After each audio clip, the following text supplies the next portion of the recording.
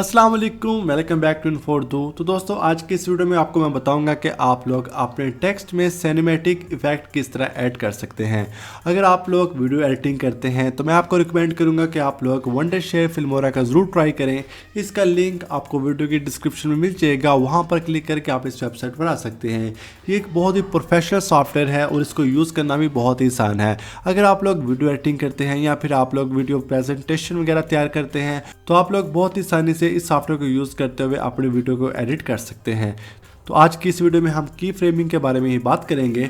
इसका लिंक आपको वीडियो के डिस्क्रिप्शन में मिल जाएगा, वहाँ पर क्लिक करके आप इसको डाउनलोड कर लें। डाउनलोड करने के बाद इसको इंस्टॉल करें। इंस्टॉल करने के बाद इसको ओपन करें, आपके सामने कुछ इस तरह का इंटरफेस आ जाएगा।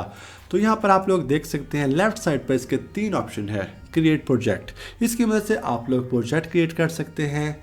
इंस्टेंट मोड, इसकी मदद से आप लोग बहुत ही आसानी से अपनी वीडियो को क्रिएट कर सकते हैं। यहाँ पर 1000 टेम्पलेट्स आपको मिल जाएंगी। आप जिस कैटेगरी में भी वीडियो तैयार करना चाहें बहुत ही आसानी से कुछ ही मिनट्स में रेडी कर सकते हैं।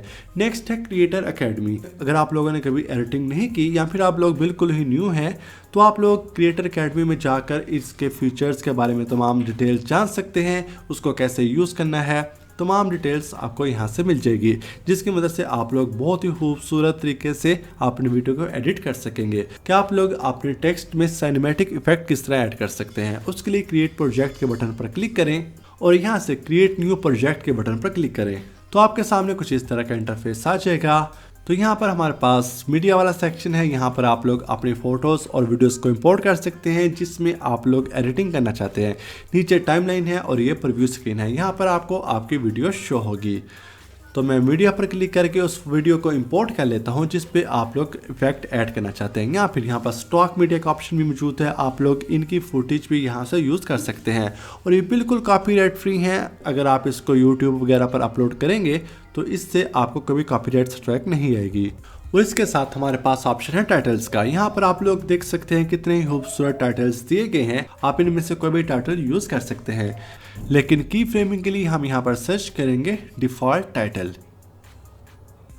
यहाँ पर ये हमारे पास टाइटल आ चुका है। मैं इस वाले को सिलेक्ट कर लेता हूँ। आपने जस्ट प्लस के साइन पर क्लिक करना है तो ये टाइटल आपके टाइमलाइन पर ऐड हो जाएगा।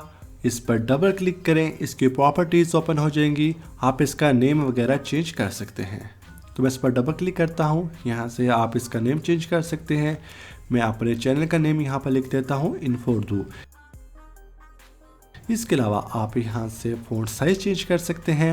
आप ना सिर्फ फ़ॉन्ट साइज़ चेंज कर सकते हैं बल्कि फ़ॉन्ट स्टाइल भी चेंज कर सकते हैं। इसका कलर चेंज कर सकते हैं। इसको बोल्ड, इटैलिक वगैरह भी कर सकते हैं।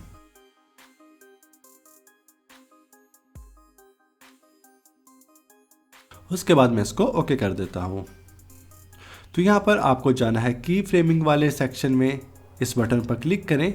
आपके सामने की फ्रेमिंग की जो प्रॉपर्टीज़ है यहाँ पर ओपन हो जाएगी। एनिमेशंस में यहाँ की फ्रेमिंग में आप इससे मुख्तलिफ एनिमेशंस, इफेक्ट्स वगैरह ऐड कर सकते हैं। तो आप इस वाले प्ले हेड को उस पॉइंट पर लेकर आएँ जहाँ पर आप लोग इफेक्ट ऐड करना चाहते हैं।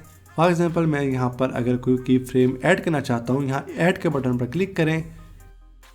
तो फॉर एग्जांपल मैं यहाँ से चाहता हूँ कि मेरा जो टेक्स्ट है वो फेड इन हो, तो मैं इसकी जो ओपेसिटी है उसको 0 कर देता हूँ। उसके बाद तो जहाँ तक मैं चाहता हूँ कि दोबारा से टेक्स्ट शो हो, मैं उस प्ले हेड को वहाँ पर लेके जाता हूँ।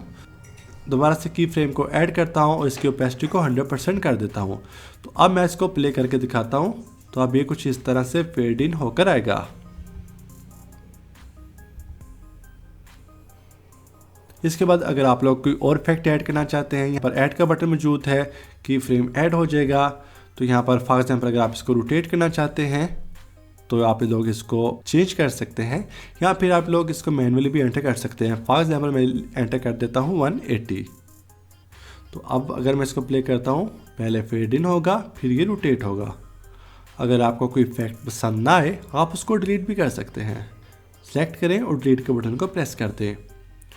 दोबारा से मैं की फ्रेम वाले सेक्शन में आ जाता हूँ और यहाँ पर एक और की फ्रेम ऐड करता हूँ और यहाँ पर मैं इसको जूम इन और जूम आउट भी कर सकता हूँ। तमाम जो टेक्स्ट का वो स्केल है वो आप लोग देख सकते हैं, ऐसे जूम आउट होगा। आप इसको जूम इन और जूम आउट कर सकते हैं। आप लोग इसको अपनी मर्ज़ी के मुताबिक एडजस्ट कर सकते हैं। तो मैं दोबारा से यहाँ से इसको प्ले करके दिखाता हूँ। तो पहले ये फेड इन होगा और फिर ऐसे जूम होगा। तो मुझे उम्मीद है आपको की फ्रेमिंग के इस पार्ट की समझ आ गई होगी। तो आप लोग वंडरशेयर फिल्मोरा का ज़रूर ट्राई करें। वीडियो के डिस्क्रिप्शन में इसका लिंक मौजूद है, वहाँ पर क्लिक करके आप इसको डाउनलोड कर सकते हैं। तो जब आपकी वीडियो एडिटिंग कंप्लीट हो जाए, एक्सपोर्ट का बटन मौजूद है, यहाँ पर क्लिक करके इसको आप लोग अपने कंप्यूटर में सेव कर सकते हैं। तो वीडियो पसंद है तो इसको लाइक, कमेंट और शेयर जरूर करें। कोई भी क्वेश्चन हो तो कमेंट सेक्शन में पूछिए। ऐसी और वीडियोज़ के लिए हमारे चैनल को सब्सक्राइब करें।